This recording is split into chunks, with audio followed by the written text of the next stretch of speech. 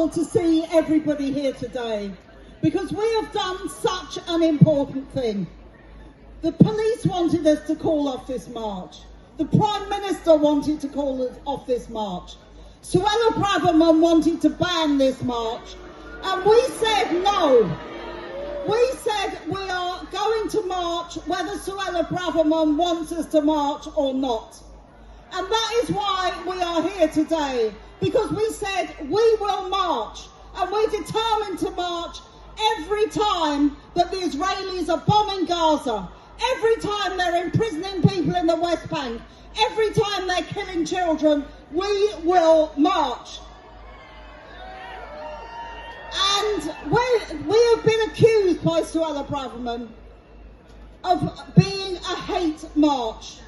If you want to see a hate march, look at what the fascists were doing in the cenotaph this morning.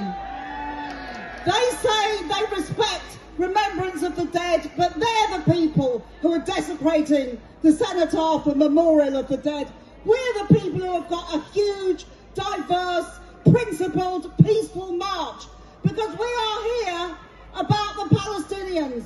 We don't hate anybody, but we are going to hold to account our politicians who refuse to give a ceasefire, who refuse to call for a ceasefire. Rishi Sunak who said to Netanyahu, "We hope you win." Keir Starmer, who's been an absolute disgrace as a Labour leader. Keir Starmer, who has said next week there is a motion in the House of Commons calling for a ceasefire, put in by the Scottish National Party. He's telling Labour MPs not to vote for that motion.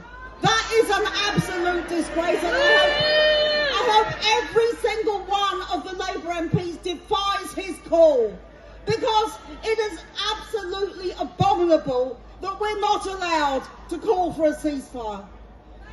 20 years ago, when we had the March on Iraq, when we formed Stop the War, we said the war on terror will lead to more Islamophobia and will lead to attacks on our civil liberties. What are we seeing today? Suella Braverman, the pound shop Enoch Powell, she is saying that we're going to restrict the laws. She's making it harder and harder for us to demonstrate. She's making it more difficult, and she is trying to blame the Muslim community. If there is any violence today, as we've seen with the fascists in central London, there is one woman responsible for it, and that is the Home Secretary, and she should be sacked now. And if this government isn't prepared to sack her, they should be sacked as well, because they're an absolute disgrace. Final point I want to make is this. We've just marched past the American embassy.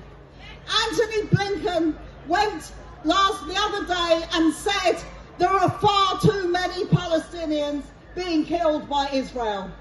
I'd like to ask the Americans a question.